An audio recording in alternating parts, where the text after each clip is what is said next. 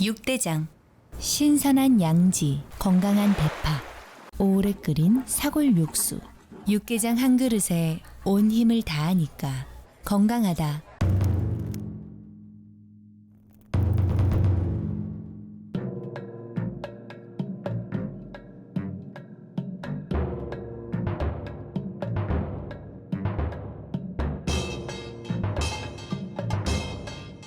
육개장은 육대장. 행복한 2월을 선물합니다. 여러분 곁에 라디오 서울이 함께합니다. 강혜신의 오늘의 미국.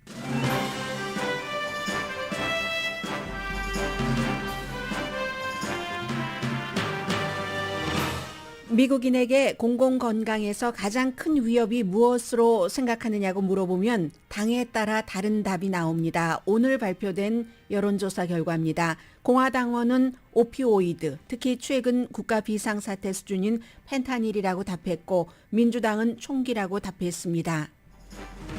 펜타닐은 몰핀보다 100배, 헤로인보다 수십 배 강한 오피오이드입니다. 중학생들도 쉽게 사는 펜타닐을 대량 살상 무기로 규정해야 한다는 주장이 있을 정도로 미국 사회의 가장 큰 문제입니다.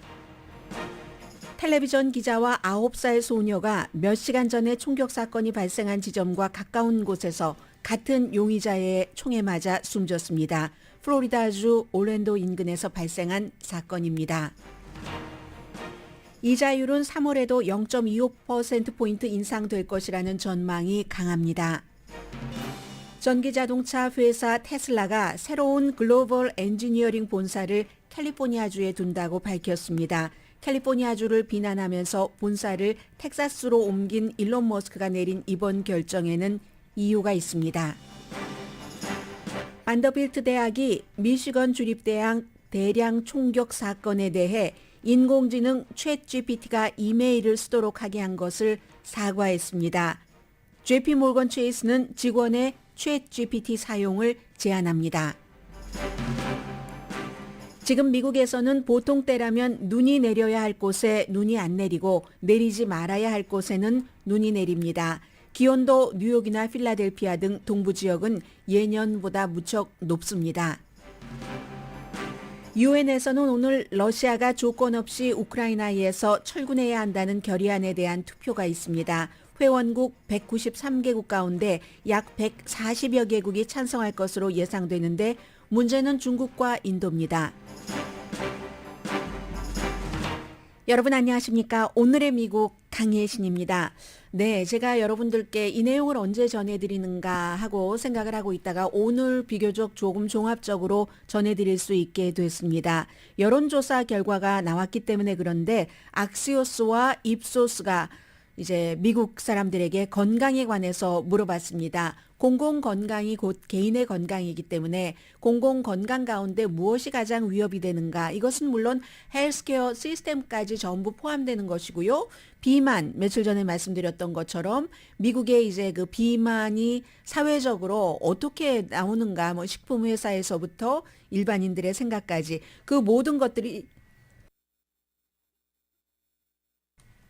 전부 포함된 겁니다. 그런데 이 공공건강에 대해서 당에 따라 답이 다르게 나옵니다. 건강하는데 건강이라는 것은 결국은 나중에 끝까지 가면은 생명, 기대 수명과도 연관이 되는 것인데 민주당과 공화당이 너무 다른 차이를 보였습니다. 먼저 그 차이부터 말씀을 드리자면 민주당은 순서별로 공공, 대중의 건강에 가장 위험이 되는 것은 총기류라고 답변을 했습니다. 35% 그 같은 답변을 했는데 그에 비해서 공화당은 총이 가장 위험하다. 4%밖에 안 됩니다. 그에 비해서 공화당은 그럼 가장 공공건강에 위험한 것이 무엇인가? 오피오이드 37%가 이렇게 답변을 했습니다. 민주당은 17%. 그리고는 이제 두 번째는 공화당 민주당이 뭐 거의 똑같이 비만을 꼽았습니다. 이 비만에 대해서는 공화당이 25%, 민주당이 17%입니다. 그 밖에 캔서, 암이 네 번째로 내려앉았습니다.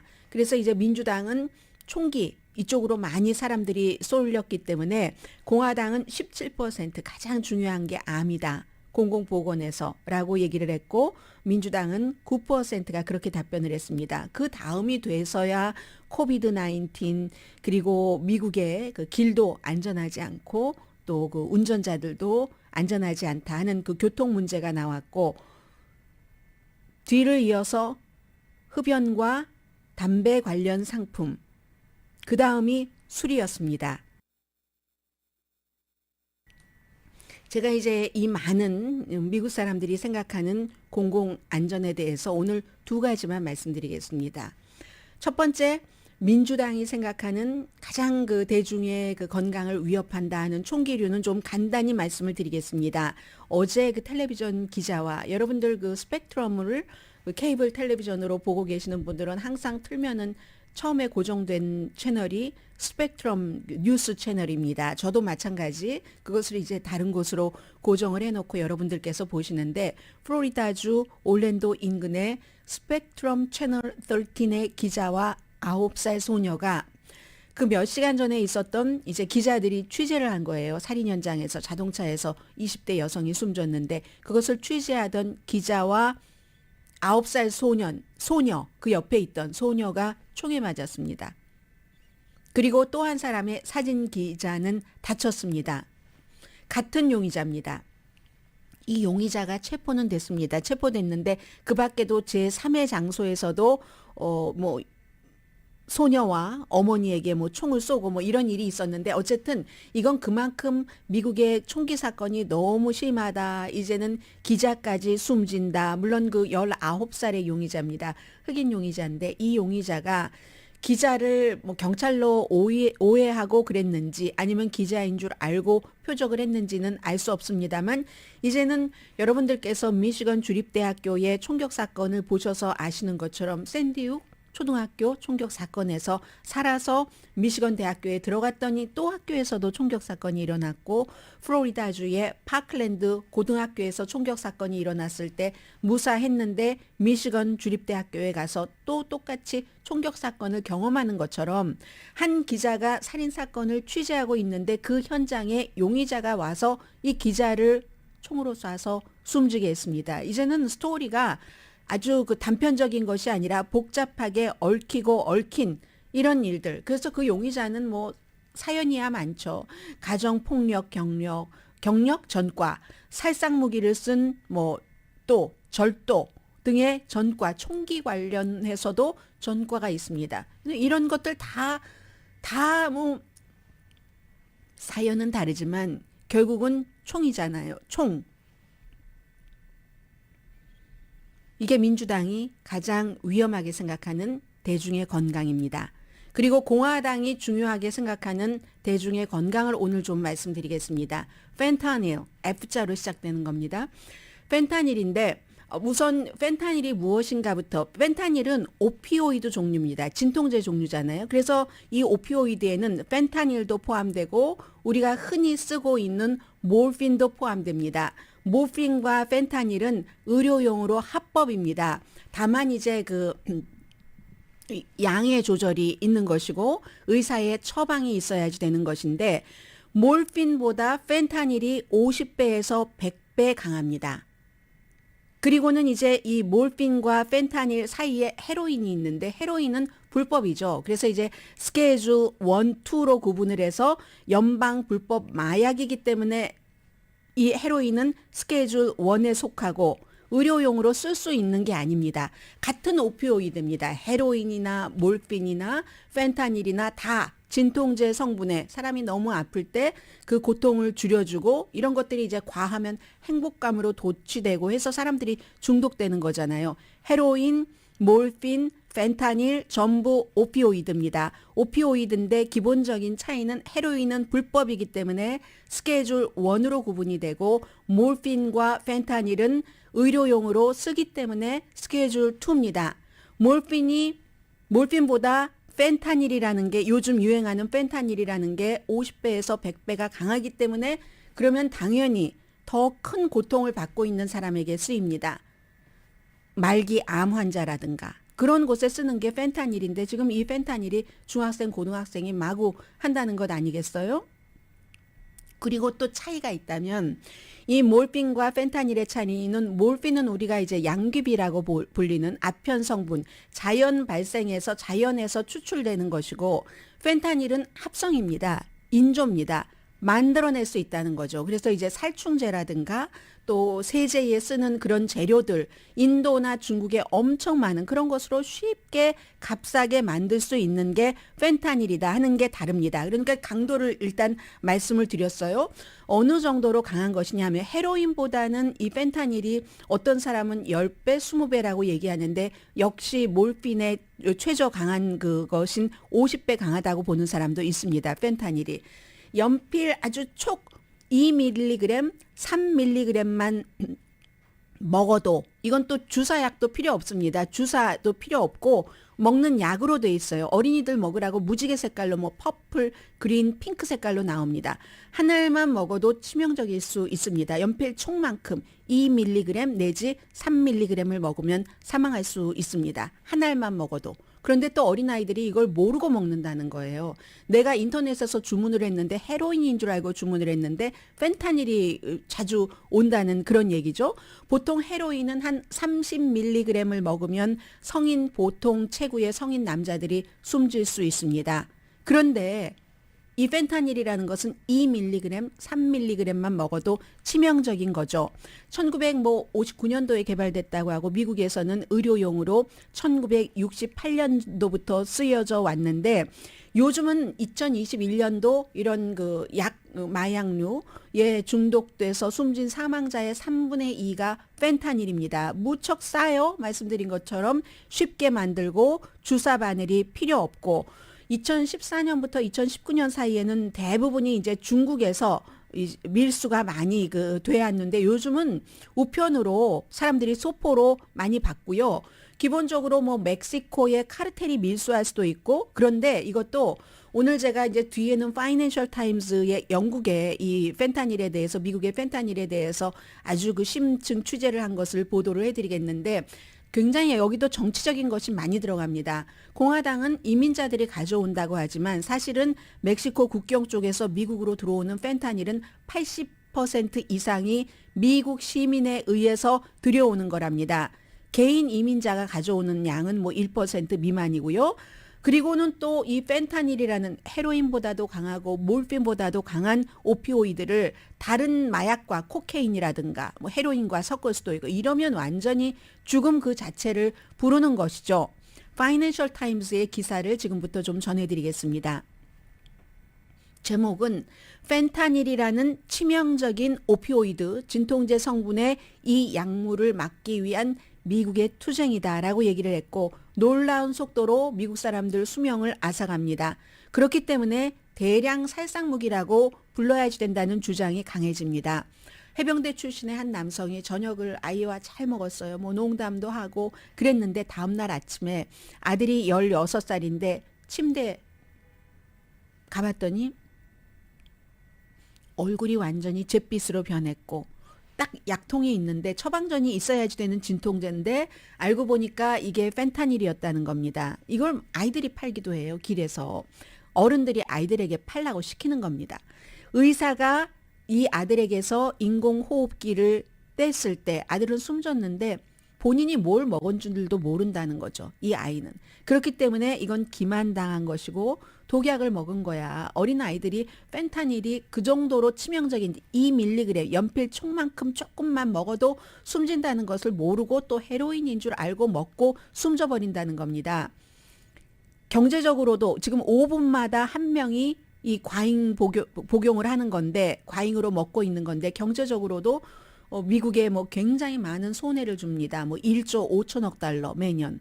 뭐냐면 먹으면 무슨 병원에 실려가고 해야지 되니까 그런 것들과 함께 미국인의 수명을 지난 25년 사이 최저로 낮춰놓는데 펜타닐이 큰 역할을 한다고 알려줍니다.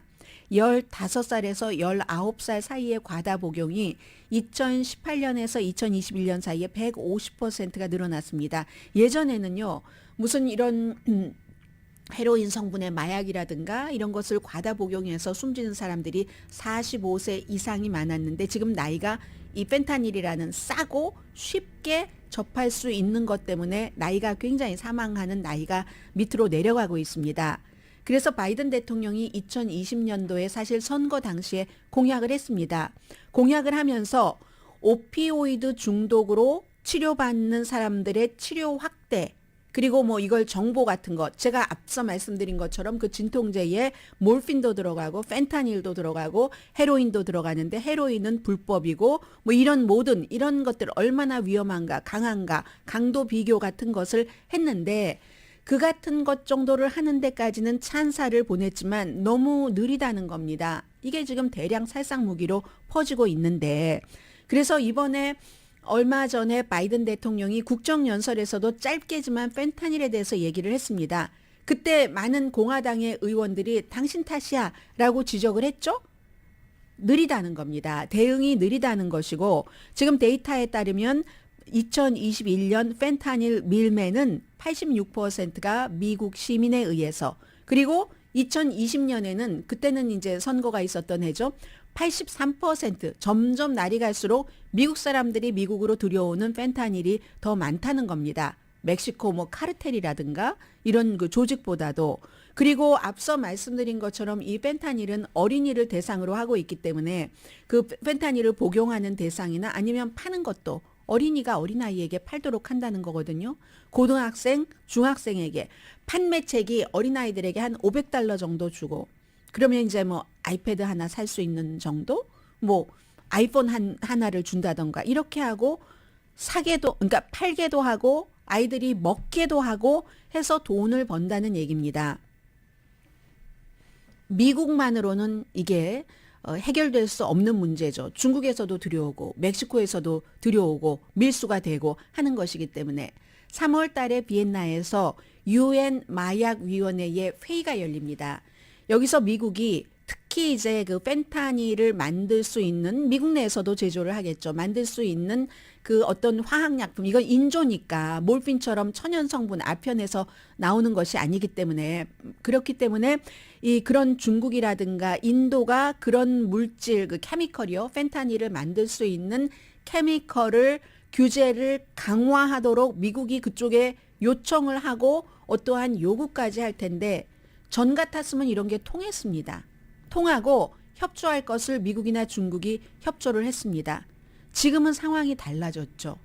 기본적으로는 대만을 낸시 펠로시 하원 의장이 방문하고 난 뒤에 중국이 미국에 굉장히 촉각을 곤두세우고 있고, 게다 대고 이제는 시진핑 중국 국가주석이 모스크바를 가서 블라디미르 푸틴 러시아 대통령과 우크라이나 전쟁에 대해서 의논을 하면서 우리는 하나야 라는 것을 지금 다시 한번 확인을 한다는 얘기잖아요. 그렇게 되는 경우 미국이 해달라는 것을, 이게 지금 미국의 문제인데 중국이 협조를 해줄 것인가, 여기에 지금 그 문제가 있는 겁니다. 그리고 또 하나는 미국 내에서도 뭐 어디 뭐 의사 처방 없이 다 이런 것을 온라인으로 쉽게 구할 수가 있기 때문에 이게 문제가 국내적으로는 해결을 하려고 하면은 공화당은 일단 뭐 해결을 한다는 데 초점을 맞추는 것보다는 민주당 대통령이 잘못이야 하고 비난을 하고 있고, 그 오는 국가에서 뭔가 해결을 하려고 하면 지금 국가와 국가 간에 이런 문제가 있고, 그 상황에서 아이들이 펜타닐이 뭔지도 모르고 헤로인인 줄 알고 먹고는 숨져버리는 그 비율이 굉장히 늘어난다는 것이기 때문에 여러분들께서도, 여러분들이 직접 오늘의 미국을 듣고 계시는 분들이 나이가 많이 드신 분들이 계시기 때문에, 대부분이기 때문에 무슨 펜타닐이라든가 헤로인이라든가 이런 곳에 뭐 접속을 하시는 분들이 거의 안 계실 겁니다. 그러나 지금 미국 사회, 내 주변에서도, 내 조카도 그럴 수 있고 우리 직장에서 일하는 젊은이들도 그럴 수 있고 하기 때문에 펜타닐이라는 것이 무엇이다 정도는 알고 계시는 게 좋을 것 같습니다. 진통제 몰핀보다 50배에서 100배 강하고, 헤로인보다도, 그 무섭다는 헤로인보다도 수십 배 강해서, 그것도 주사바늘 필요 없이 약으로 한 알만 먹어도 숨질 수 있는 그런 정도다 하는 그 메시지를 제가 오늘의 미국에서 여러분들께 드리고 싶었습니다.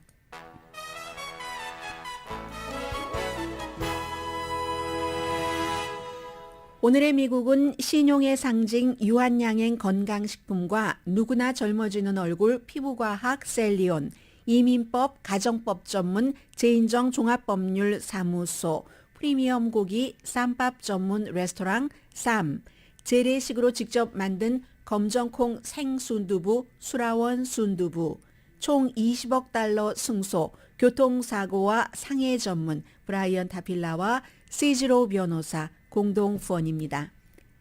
잠시 뒤에는 좀 추우세요? 여러분들 계시는 곳 추우면 추워서 더우면 더워서 비정상적인 기온일 확률이 아주 높습니다.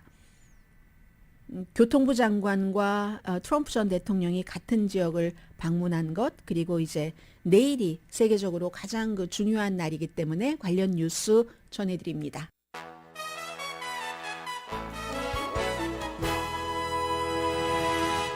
라디오 서울 방송 오늘의 미국 듣고 계십니다. 네, 아직은 결과 나오지 않은 것 같네요. 오늘 유엔에서 한국, 미국 전부 투표를 하겠죠. 193개국이 유엔의 회원국입니다. 러시아가 아무런 조건 붙이지 말고 지금 당장 우크라이나에서 철군해라. 러시아가 그럴 리가 있겠습니까? 그러나 세계는 또 할 수 있는 일을 하는 것이고 대다수 회원 국가는 찬성할 것으로 보입니다. 그렇지만 이제 중국, 인도, 남아프리카 공화국 이런 나라들이 기권을 할지 반대를 할지 기권하지 않을까 지금 그렇게 예상을 하고 있지만 아무튼 그렇고 지난번에 마지막에는 143개국이 우크라이나를 지지하고 5개국이 러시아를 지지했습니다. 그 안에 이제 북한이 들어가는 거죠. 그리고 나머지는 기권했습니다. 그러니까 이번에도 기권하지 않을까 중국이나 인도 같은 인구가 많은 나라 그렇게 보는 겁니다. 그리고 나라로 따지면 지난번에도 143개국이라고 하지만 거기에 기권한 나라에 인구가 가장 많은 중국과 인도가 들어가 있기 때문에 사람이 사는 그 인구 숫자로 따지면 러시아를 국가별로는 143개국이고 5개국만 러시아를 공식적으로 지지를 했지만 이번 우크라이나 침공에 대해서 사람 숫자로는 그 기권한 국가 굉장히 많을 수가 있습니다. 그런 그 차이점은 말씀을 드리고요. 그래서 지난 몇 주일 동안 한 국가라도 더 이쪽으로 끌어들이기 위해서 우크라이나 쪽으로 서방 세계에서는 애를 썼죠. 애를 써서 우크라이나가 원하는 그 결의안 조항에 우크라이나가 원하는 세세한 것들을 조금 빼고 하면서 더 찬성표가 많이 나오도록 상징적인 거지 이 결의안을 가지고 무엇을 하겠습니까? 그러나 그 상징이라는 것이 여론이 되고 여론이라는 것은 평시나 전쟁 시에나 항상 어떤 측의 그 힘이 되기 때문에 이러한 일들을 하는 겁니다. 오늘은 143개국보다 덜 지지할 것으로 예상을 하고 있습니다. 한 8개국 정도가 빠져서 135개국이 우크라이나를 지지할 것으로 예상되는데 그러면은 내일이 2월 24일이 러시아가 우크라이나를 침공한 지 1년이 되는 날이고 미국에서도 그렇고 다른 나라에서도 그렇고 지도자들은 아직까지 계속 강하게 밀어붙이고 있거든요. 심지어 미국의 F-16 같은 것도 우크라이나에 줘야지 된다는 여론도 강해지고 있기는 한데 일반 사람들은 돈을 거기다가 그렇게 많이 써야지 돼. 이런 얘기를 하는 사람이 트럼프 전 대통령이기도 하고요. 며칠 전에 그 이스트 팔레스타인에 가서 그런 비슷한 그 비유를 하기도 했고 또 공화당에서도 그런 문제들이 나오고 있잖아요. 그래서 1년이 지난 지금은 지난해보다 더 적은 국가가 이 부분에 대해서 열렬하게 지지를 하고 있다. 전반적으로는 그렇게 보시면 될 것 같습니다. 물론 G7이라든가 나토라든가 그 오펙, 그 OECD 국가라든가 이런 좀 힘이 있고 돈이 있고 하는 국가들은 역시 그 미국이나 유럽 연합 또 나토 편을 들고는 있지만 러시아에 등을 돌리면서 그러고는 있지만 여전히 많은 인구가 살고 있는 그런 곳에서는 러시아 쪽으로도 향하고 있다는 것도 알아야지 되고요. 다만 이제 파키스탄은 이쪽으로 온 것 같거든요. 말하자면 미국 쪽으로 그런 점이 있어서 오늘 어떤 결과가 나올지는 모를 것 같고 지금 사실 미국에서 정치적으로 막 이슈가 되고 있는 것은 제가 크게 말씀드리지는 않겠습니다. 그런데 간단하게만 전해드리자면은 1월 6일 의사당 폭동 사건에 대해서 그 폭동 사건 비디오를 케빈 맥카티가 공화당의 지금의 하원 의장이죠. 터커 칼슨에게는 뭔가를 그 다른 사람들이 못 보는 걸 보여준 게 있답니다. 터커 칼슨에게. 그래서 이제 그게 이슈가 되고 있고, 그리고 역시 의사당 폭동 사건에 대해서도 수사를 하고 있는 특별검사가 잭 스미스. 이 잭 스미스라는 특별검사가 두 가지를 트럼프 전 대통령에 대해서 수사를 하고 있잖아요. 하나는 의사당 폭동 사건이고 거기에 트럼프 전 대통령이 얼마나 적극적으로 개입을 했는가, 영향을 미쳤는가. 또 하나는 이제 대통령에서 물러나면서 기밀 서류를 플로리다 집으로 가져간 것. 그것을 수사를 하고 있는데 이 특별검사가 이방카 트럼프와 그의 남편인 자레드 쿠슈너에게 소환장을 보냈습니다. 뭐 소환에 응할지 응하지 않을지 어떻게 피해 볼지는 모르겠습니다만은 그러면 지금 마이크 펜스 부통령에게도 소환장을 보냈고 그 사건과 관련해서 또 이제 비서실장, 전에 비서실장이라든가 또 전에 국가안보보좌관에게도 소환장을 보낸 거잖아요. 뭐 다른 사람들이야 지금 딱 떠오르게 나타나는 그런 그 정치 활동을 하지 않는 사람이니까 크게 상관이 없다 할지라도 마이크 펜스가 야, 내가 거기에 나가서 사실대로 증언을 하자면 트럼프 전 대통령에게 나쁜 불리한 증언인데 그렇게 되는 경우는 내가 트럼프 전 대통령의 표를 어떻게 가지고 나오는가? 내가 대선에 출마를 해야지 되는데 그런 고민이 이제 마이크 펜스 부통령에게는 있는 거고요. 뭐 마크 메도우스 비서실장이라든가 로버트 오브라이언 그 국가안보자문은 뭐 크게 신경은 안 써도 되지만 아무튼 이런 사람들에게 소환장을 발부를 했습니다. 그리고 좀 전에 제가 트럼프 전 대통령이 우크라이나에 그 미국 정부가 바이든 대통령이 돈 쓰는 것 여기에 대해서 조금 얘기를 했다고 말씀을 드렸는데 오늘은 교통부 장관이 핏 브리저즈가 오하이오주의 이스트 팔레스타인이라는 열차 뭐 38량이 이탈을 한 탈선을 한 그곳을 방문을 합니다. 교통부 장관으로서. 그런데 그 전에 이스트 팔레스타인에 트럼프 전 대통령이 먼저 방문을 했습니다.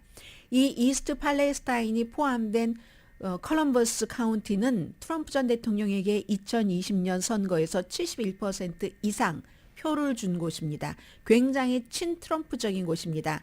이곳에 트럼프 전 대통령이 가서 열차가 탈선을 했는데 한 5천 명도 안 되는 그런 그 주민들에 대해서 연방 정부가 참 일을 제대로 못하고 있네. 느려 터지기는 하면서 본인 그 브랜드인 그 트럼프라는 물을 가지고 갔습니다. 물을 기부하겠다는 거예요. 물도 가지고 갔고 트럼프 비누도 파나 봐요. 트럼프 그 세제도 가지고 갔습니다. 그런데 이게 지금 이제 이런 일이 있고 나서 오하이오주의 주지사는 공화당입니다. 그리고 환경부 그 장관은 민주당입니다. 이제는 어느 정도 이제 정리가 됐기 때문에 공화당인 주지사와 민주당인 환경부 장관이 직접 그 물을 마시면서 뭐 병물이 아닌 물을 수돗물을 마시면서 이제는 안전합니다라고 주민들을 안심을 시키고 있는데 트럼프 전 대통령이 안전하지 않다면서 본인 브랜드의 물을 가지고 와서 그곳에다 기부를 한 것이 있고요. 그리고는 정부가 이 타운을 이스트 팔레스타인을 배신했다라고 얘기하면서 글쎄 바이든이 우크라이나에 갔다 온 뒤에 돈이 남아있나? 연방정부가 그곳에 지원할 돈이 남아있나? 그러니까 빈정거리는 거죠. 우크라이나에 쓸 돈이 있는데 돈을 그곳에다 다 쓰면 국내 이 이스트 팔레스타인에 쓸 돈이 있겠어? 하는 식으로 지금 그 비난을 했습니다.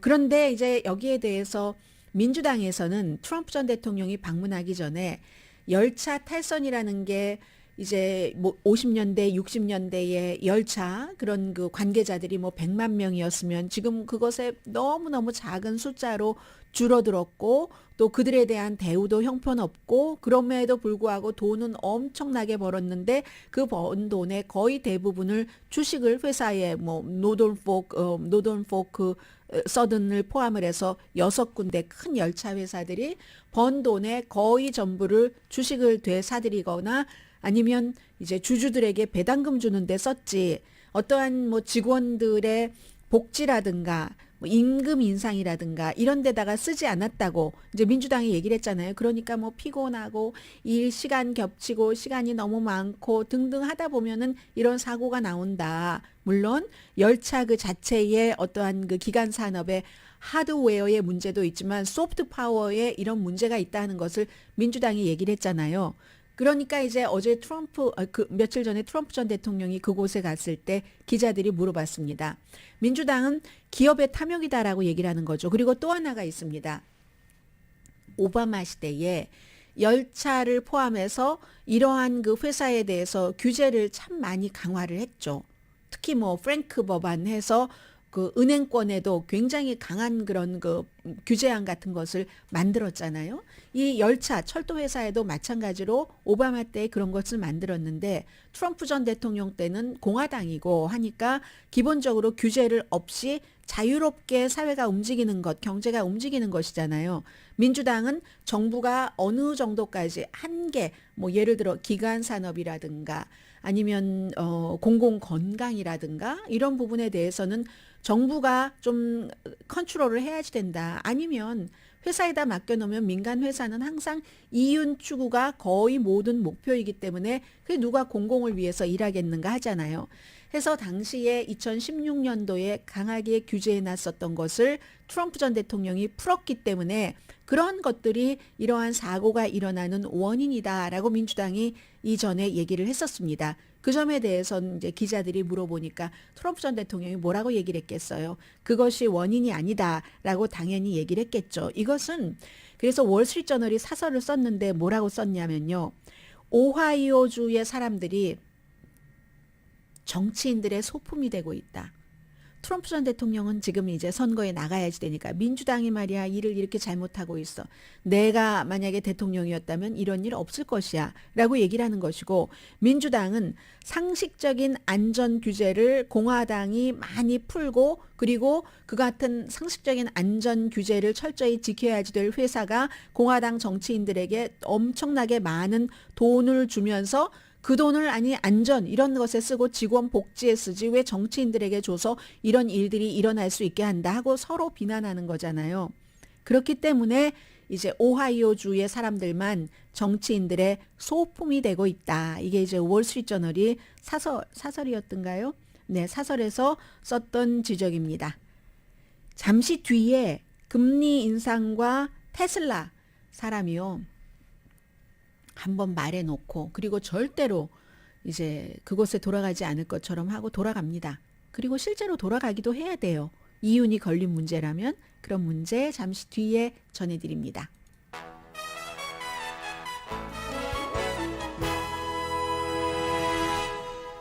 라디오 서울 방송 오늘의 미국 듣고 계십니다. 네, 이제 3월 달에 3월 21일과 22일에 연방준비제도가 미팅을 하는데 그때 이자율을 얼마 올릴까? 뭐 요즘에 어떤 사람들은 0.5% 아닌가 하는데 지금 보니까 현재로서는 월스트리트저널이나 아니면 또 그쪽 방면에 능통한 파이낸셜 타임스나 전부 0.25%포인트 인상을 예상을 하고 있습니다. 그 같은 신호를 봤다는 건데 이게 지난번에 공개시장위원회 뭐 회의하고 나서 회의록이 작성되고 나면은 무슨 좀 시간이 걸려서 공개가 되죠. 그 공개된 것을 보니까 당시에 이제 0.25%포인트 올렸습니다. 11월 달에 0.75% 그리고 12월 달에 0.5% 또 1월 31일부터 2월 1일까지 공개시장위원회 열어서 그때는 0.25%였는데 당시에도 여러 이제 데이터를 보고 연방준비제도의 이사들도 의견이 다른 겁니다. 0.5% 올려야지 된다 하는 사람들도 있었지만 결국은 그 회의하는 도중에 보면은 결국은 이제 뭐 만장일치로 0.25%포인트로 했는데 그래서 이제 지금 기준금리가 4.5에서 4.75% 사이입니다. 소매 지출 1월 달에 크게 늘어났고 실업률은 여전히 뭐 53년 만에 최저인 3.4%. 그런데 이제 여기에 또 인플레이션 줄어드는 게 1월 달 들어서 줄어들지 않고 또 이게 또 멈춰버렸잖아요. 그래서 어떻게 될 것인가 12월 달까지만 하더라도 올해 연방금리 5.1% 정도까지 가지 않을까 그렇게 예상을 했어요. 그럼 지금 이제 맥시멈 4.5에서 4.75니까 두 번 더 올리면 된다는 거잖아요. 6월까지. 이렇게 해서 3월과 5월에 0.25%포인트씩 올리면 된다 하는 건데 일단 내일 이제 그 상무부에서 개인 소비 지출 그 물가 그 지수를 발표를 하는데 전반적으로 쭉 그 회의한 것을 읽어봤더니 이번에는 0.25%가 맞는 것 같다라고 얘기를 하고 있습니다. 그래서 지금 그 30년 그 고정 모기지 이자율도 1년 전에 4%였다가 지난해 11월 달에 최고 7%까지 올라갔다가 이달 초에 6%대로 떨어졌다가 지난 2주일 사이에 투자가들이 여전히 뭐 이제 멈추지 않고 금리 인상은 하겠네 하는 뭐 이런 예상을 하면서 다시 이제 지금 모기지 신청하시는 분들 7%대이죠. 대체적으로 그렇게 해서 아무튼 여기서 가장 중요한 것은 현재로서는 다음 이자율 인상은 0.25%포인트다 하는 얘기고요.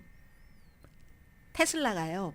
새로운 무슨 글로벌 엔지니어링 이런 그 본사 헤드쿼터를 캘리포니아주에 두겠다라고 발표를 했습니다. 그리고 또 하나는 일론 머스크가 혼자서도 아니고 그렇게 원수처럼 얘기를 하더니 게빈 뉴섬 주지사와 같이 나란히 서서 그 기자회견을 하는데 보니까 엔지니어링 본사고 실제의 본사는 헤드쿼터는 텍사스로 옮겨갔잖아요. 그 개인 소득세 안 내고 하는 그런 텍사스로 옮겨갔는데 앞으로 이 테슬라는 본사가 두 개 있는 것과 마찬가지다. 이 엔지니어링 이 부분도 그 본사고 텍사스에 있는 회사의 본사도 본사다라고 얘기를 해서 뭐 직원들도 이거 뭐지? 하는 뭐 그런 얘기를 했다는 거예요.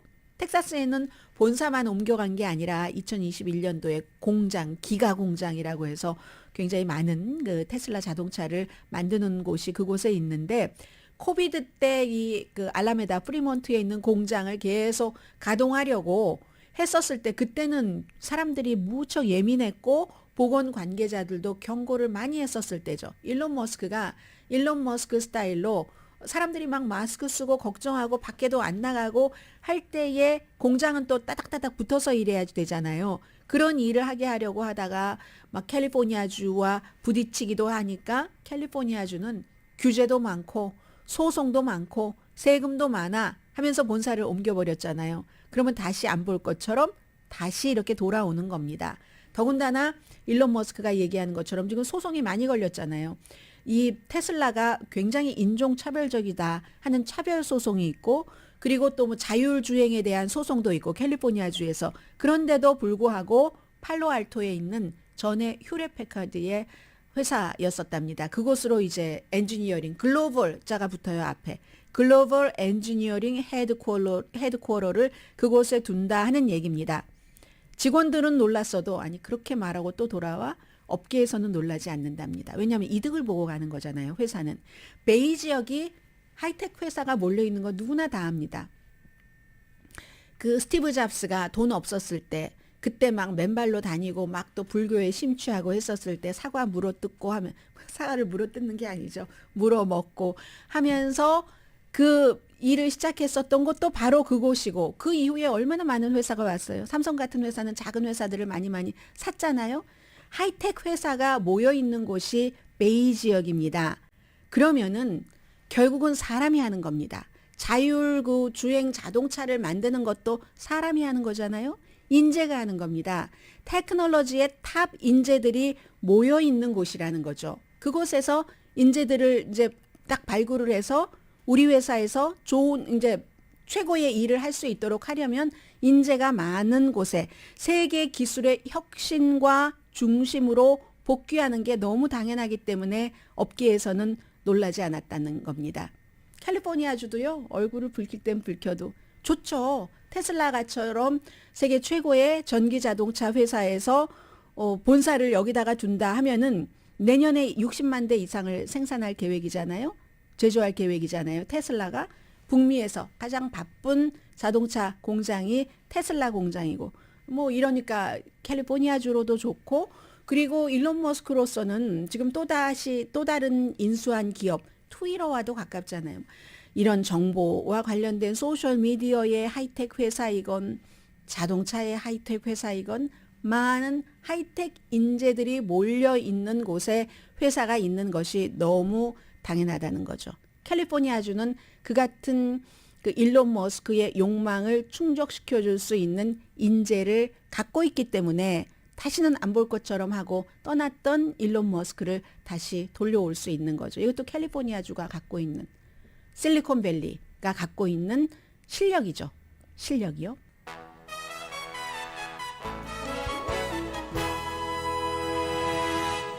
라디오 서울 방송 오늘의 미국 듣고 계십니다. 네, 많은 분들이 사용하고 계시지는 않지만 세상이 어떻게 돌아가는가 하는 추세에 관한 뉴스도 전해드리고 있습니다. 반더빌트 대학이 미시건 주립대학 대량 총격 사건에 대해서 학생들에게 이메일을 보냈습니다. 그런 때는 뭐 어떻게 하세요? 뭐 이런 거겠죠. 그런데 그 이메일을 누군가 사람이 쓴 게 아니라 인공지능 챗 GPT라는 지난해 11월 달에 나온 그 인공지능이 쓰도록 했습니다.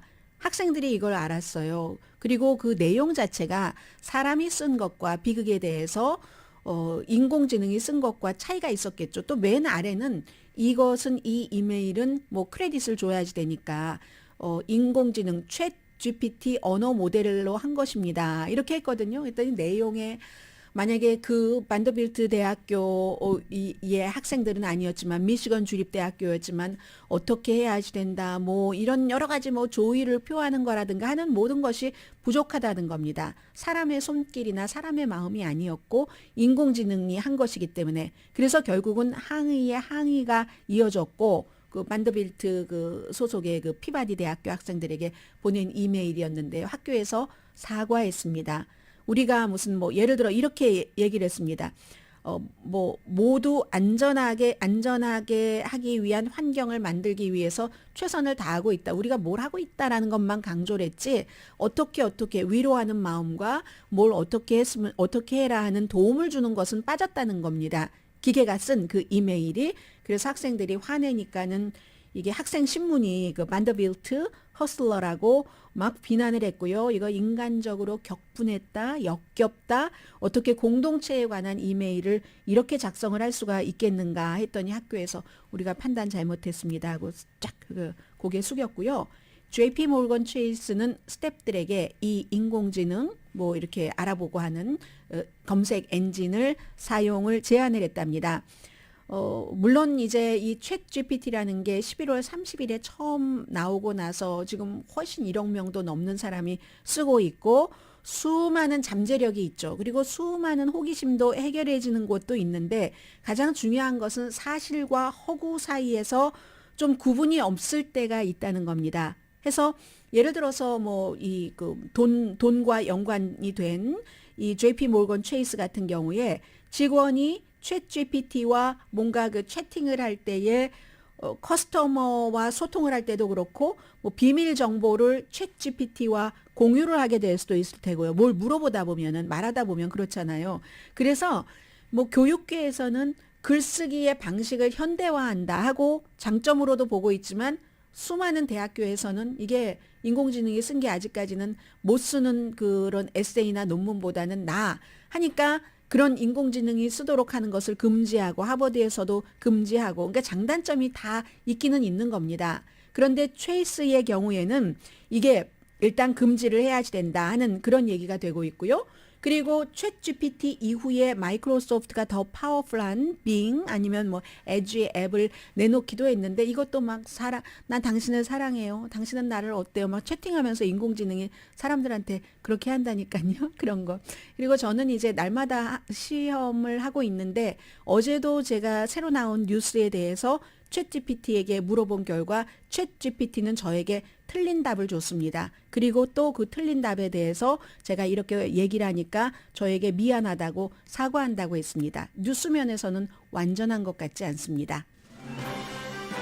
오늘의 미국은 신용의 상징 유한양행 건강식품과 누구나 젊어지는 얼굴, 피부과학 셀리온, 이민법 가정법 전문 제인정 종합법률 사무소, 프리미엄 고기 쌈밥 전문 레스토랑 쌈, 재래식으로 직접 만든 검정콩 생순두부 수라원 순두부 총 20억 달러 승소 교통사고와 상해 전문 브라이언 타필라와 시즈로우 변호사 공동 후원이었습니다. 10시에 좋은 아침 좋은 하루 방송됩니다.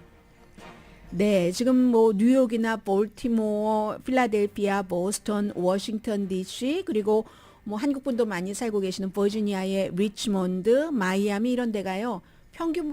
평균 이때쯤보다 기온이 훨씬 높거든요.